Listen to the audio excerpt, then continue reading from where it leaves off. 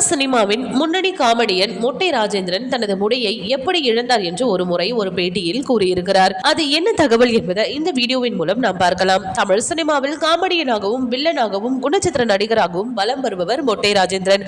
ஆர்யாவின் நான் கடவுள் படத்தில் பயங்கர வில்லனாக நடித்த இவர் பின்னர் காமெடியனாகவும் நடிக்க ஆரம்பித்தார். இவர் நடிக்க வருவதற்கு முன்னர் ஸ்டண்ட் டபுளாகவும் சினிமாவில் நுழைந்தார். கிட்டத்தட்ட 100 படங்களுக்கும் மேலாக ஸ்டண்ட் டபுளாக பணியாற்றியிருக்கிறார். பிதாமகன் படத்தில் ஒரு சிறு கதாபாத்திரத்தில் நடித்தார். பின்னர் நான் கடவுள் படத்தின் மூலம் ரசிகர்களின் கவனத்தை பெற்றார். பாசங்கிற பாஸ்கரன் படத்தில் வில்லத்தனம் கலந்த நகைச்சுவையை வெளிப்படுத்தி ரசிகர்களின் கவனம் பெற்றார். பின்னர் ஏராளமான படங்களில் நடித்து தமிழ் சினிமாவில் தனக்கென தனி இடத்தை பிடித்துள்ளார். ஒரு நடிகனுக்கு குறிப்பிட்ட ஒரு அடையாளம் இருந்தால் மக்கள் கவனத்தை எளிதாக பெற்று ரசிகர்களை ஈர்க்கலாம். அந்த வகையில் இவருக்கு ஒன்றில்லை 2 அடையாளங்கள் இவரின் பாத்திரத்தை தனித்துவப்படுத்தின. ஒன்று அவரின் குரல். இவரின் குரலை நிறைய பேர் மிமிக்ரி செய்து அவர்களும் பிரபலமாகினர். அந்த அளவுக்கு இவரின் குரல் ரசிகர்கள் மத்தியில் பிரபலமாக இருந்தது.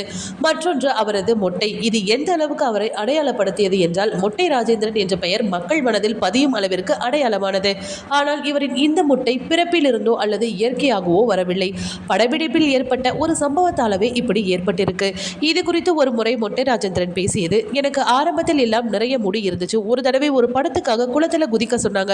நானும் பண்ண. அதுக்கப்புறம் தான் அந்த ஊர்க்காரங்க சொன்னாங்க அதுல ஃபேக்டரி கழிவு நீர்லாம் கலந்து இருக்குதுன்னு. அதோட என் முடி எல்லாமே போயிடுச்சு. ஆனா அதனாலதான் எனக்கு நிறைய பட வாய்ப்பும் கிடைத்தது என்று பேசியிருக்கிறார். ஒரு கெட்டது மொட்டை ராஜேந்திரனுக்கு கோடி நல்லதை கொடுத்துள்ளது. ஓகே வியூவர்ஸ், இது போல சினிமா செய்திகளை நீங்கள் பார்க்க மறக்காம சினி டைம்ஸ் சேனலை சப்ஸ்கிரைப் பண்ணுங்க.